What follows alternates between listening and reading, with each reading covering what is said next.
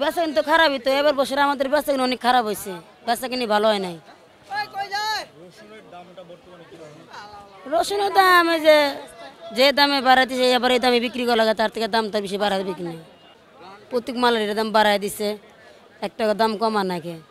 এখন এই মার্কেটে মালটা কিনতে গেলে আমাদের কাছে 2 টাকা বাড়তি নিতেছে।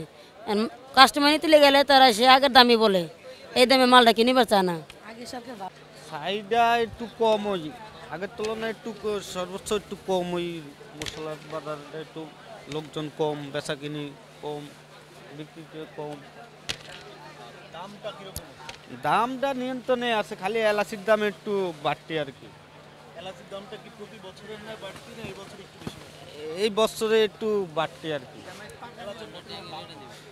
এলাচির দাম বর্তমান 4600-4800 টাকাও আছে।